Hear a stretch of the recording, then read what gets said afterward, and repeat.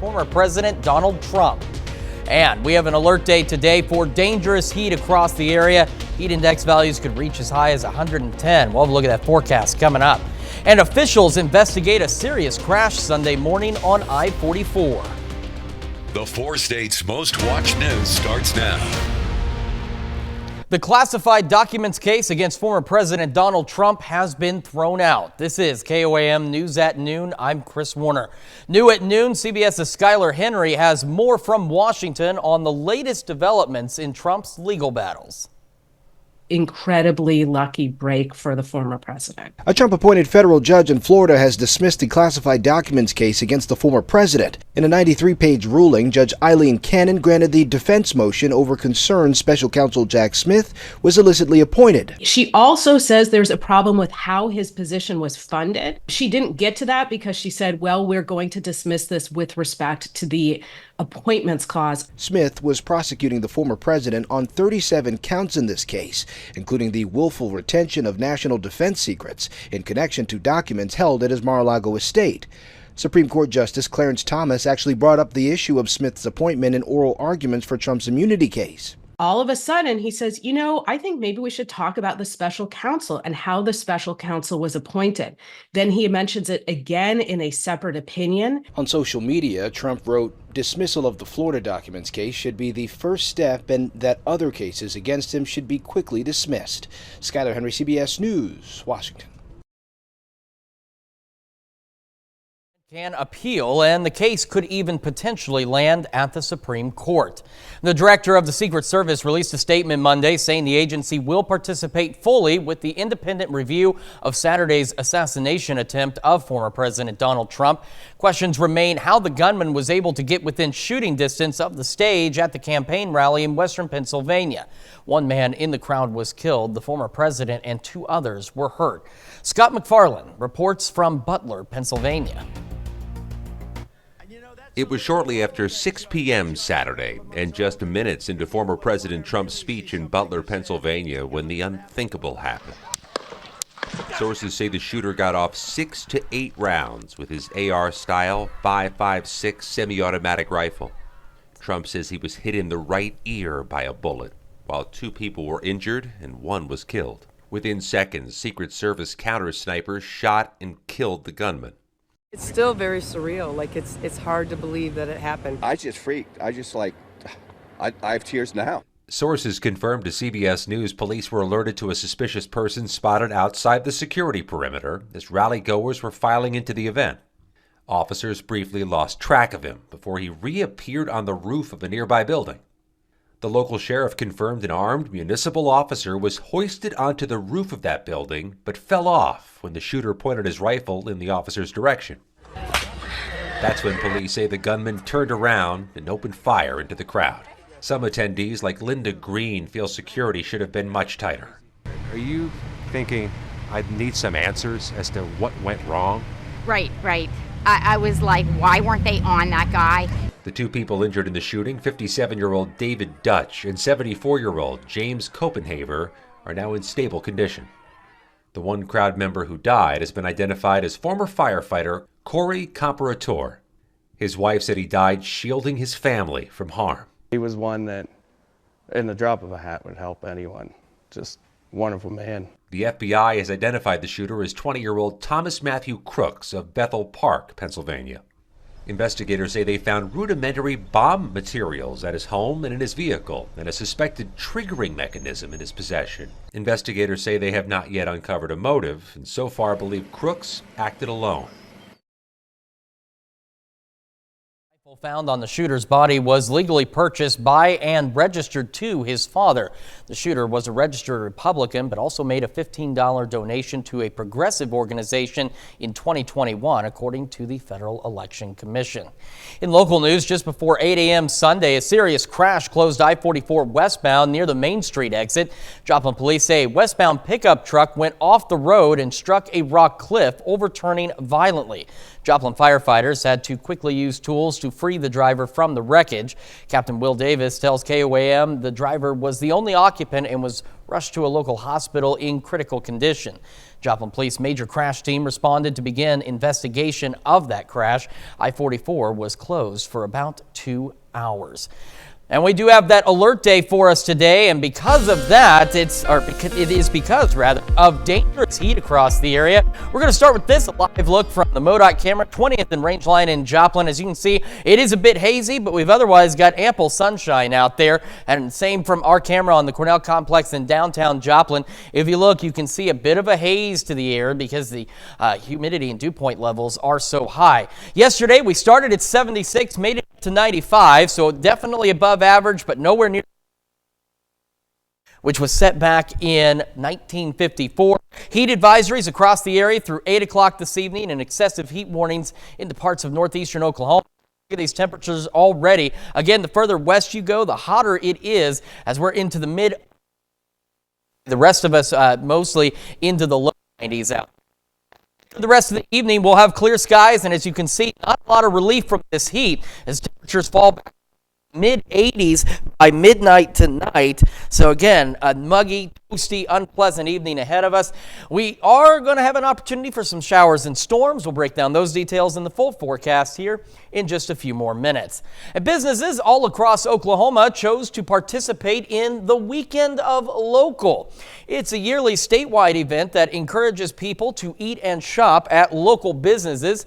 Hundreds of small businesses across the state participate, several of which are in the four-state area. According to the Miami, Oklahoma Main Street organization, 67 cents of every dollar spent at a locally owned business stays in the community, more than if you were to spend it at a national retailer. For the owner of the Donkey's Den in Miami, it's a great way to remind people why shopping local is so important. When you shop locally, so much more of your money stays within your community. The amount of tax revenue that we're able to provide back to our cities and our counties, it helps with funding pools, it helps with funding projects and kids programs and events and just different areas of the community, whether it's entertainment or necessity. If you shop local, the more you shop local, the more you're actually doing to support your local community. The Weekend of Local initiative is organized by the Independent Shopkeepers Association in Oklahoma. Well, still to come, the George Washington Carver National Monument holds its annual celebration over the weekend. And later, we're making a Cobb macaroni salad in the Mr. Food Test Kitchen. To you city officials like your mayor or city council members, you usually have to do it at a city council meeting. But what about over a cup of coffee? Well, KOAM Samantha Walker has more on how the city of Joplin is giving that a try. My coffee is hot and ready to go. A local coffee shop is a great place to meet up with friends and family. But for Joplin residents, it's also a place to meet with the mayor. Have a cup of coffee, meet the mayor. There are a couple other council members here too. We'd love to sit down and chat with you. Let's talk about what affects our community, how we can make it better. Mayor Keenan Cortez came to Zinc Coffee, sitting at a table ready to talk to anyone who came up to him. It's a relaxed and open setting, not like the city council chambers or meeting rooms Cortez is usually seen in. I think it just opens us all up, makes us a little bit vulnerable to have good conversations. Everybody's relaxed. I got my blue jeans on, my polo today. Let's just sit down and have a good, honest, deep conversation about what affects all of us in this community. Cortez spoke with residents about city issues that had them concerned or they wanted to ask questions about. He addressed topics including the city budget, public transportation, and current city projects including fiber installation, the city housing program, and the Prospect Village proposal. Joplin resident and former city council member Morris Glaze used the opportunity to discuss with Cortez why he thought there needed to be a review of the city charter. It's important for citizens to know their councilman. So I came out to speak to the mayor on one issue and we spoke and he gave me a good answer. He says it's important that attendees like him have the opportunity to bring up the issues that really matter to them. That's a very good idea. I appreciate the mayor opening himself up to the public input. It's very important for him to be the mayor of Joplin and listen to the citizens. Cortez says he hopes opening himself up to the citizens to answer their questions face to face will help city officials' relationships with the community grow. I think it's been far too long that government and the citizens it represents have been separated, This is just my effort and the city's effort to try to close that gap and bring everybody together so we can have constructive conversations about what's happening in our community. Reporting in Joplin, Samantha Walker, KOAM News. Mayor Cortez says he hopes to hold similar events in the future to continue engaging with the community. George Washington Carver celebrating its 81st anniversary Saturday with the annual Carver Day celebration. Guests could view exhibits from area organizations and hear music from 6 different bands as well as guest speakers. The event ended with a special film presentation about Carver. Well, still to come on the KOAM News at Noon, Mr. Food. It's summer, and that means we need to come up with a new deli salad to keep everyone excited. Well, And we've got that alert day for dangerous heat today. The latest on your forecast when we come back.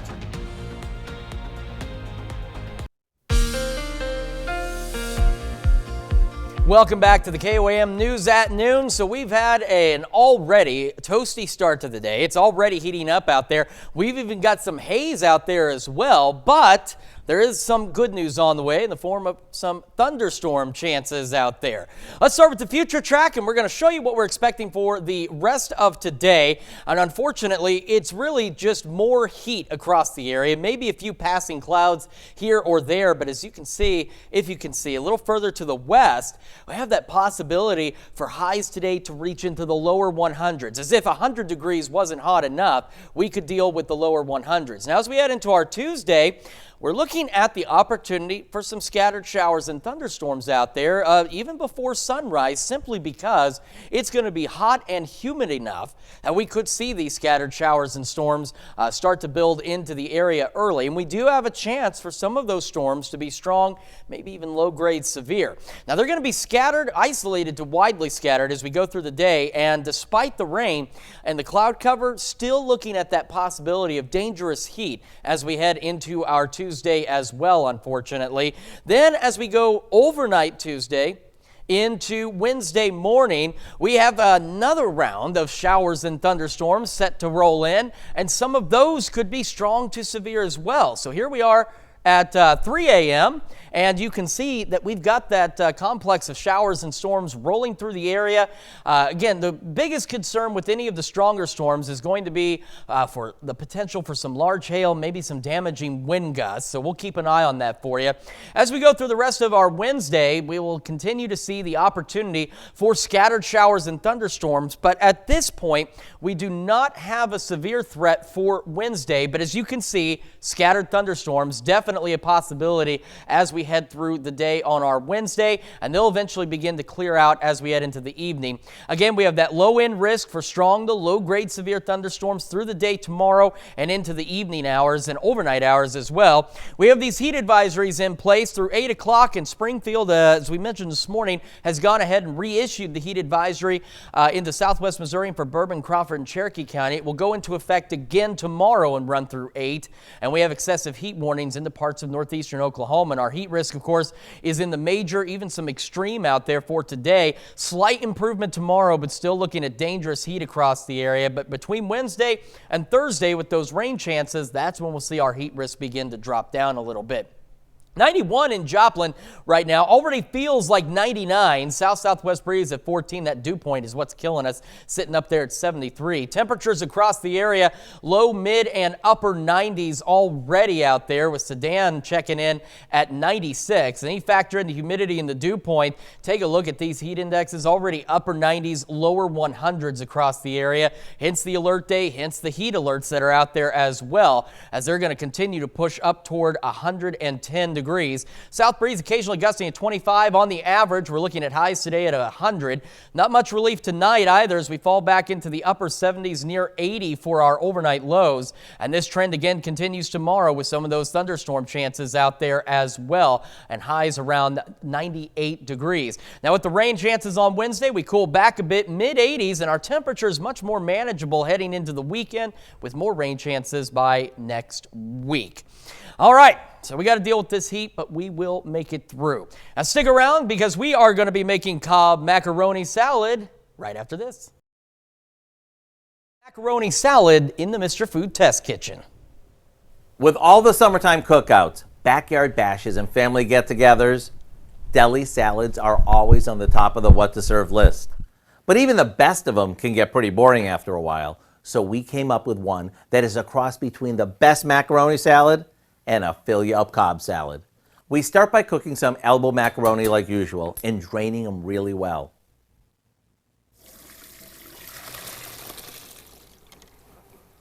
While it cools, we cut up a couple of hard-boiled eggs, because no Cobb salad is complete without them. Now, to the pasta, we add diced deli ham, a bit of cheddar cheese, along with some cut up red pepper, celery, avocado, and a bit of crumbled bacon. This gets combined with the dressing we made by mixing together some mayo with a splash of vinegar, a little sugar, and a touch of salt. Garnish this with the hard-boiled eggs and more crumbled bacon, and it's ready to serve. And unlike most pasta salads, this is hearty enough to be a meal in itself. I really do hope you'll go online and get the recipe for what we call Cobb macaroni salad, so you can serve it at your next shindig. I'm Howard with Kelly in the Mr. Food Test Kitchen, where today we found a tasty new way for you to say, ooh, it's so good. Or any of the others, go to our website, KOAMnewsnow.com. Now, here's a look at 4-state market prices. Today, that possibility, or not just the possibility, but heat index values reaching 110 degrees out there, highs around 100. They will start to see thunderstorms rolling in for our Tuesday, scattered throughout the day, better chances overnight into Wednesday. And some of those storms tomorrow and tomorrow night could be strong, low-grade severe. Dangerous heat continues on Tuesday. And then we get behind this system and temperatures get a lot more manageable, mid-80s and maybe even a couple of days of low 90s out there. Just got to get through today and tomorrow, though. Yeah, those lower temps certainly be welcome after getting triple digits, perhaps. Yeah, that's going to be bad. So, what do you got coming up tonight at 5? Well, a lot's coming up at 5. For starters, the Secret Service says it's cooperating with an independent review following the attempted assassination of former President Donald Trump at a rally on Saturday. Plus, FEMA is providing a grant to help residents in Miami address flooding issues in the community. And a Freeman volunteer receives special recognition from the Missouri Community Service Commission. Hope you'll join us for those stories. A lot more, of course. It's all coming up today on KOAM News at 5. And, of course, a great opportunity to stay inside, and you can watch us live, stream us on the KOAM Plus app, all in the comfort of the air conditioning. With temps like this, inside is the place to be. That is the place to be. Now, thank you so much. And thank you for joining us for the KOAM News at noon. We'll be back at 5. Until then, have a great rest of your day.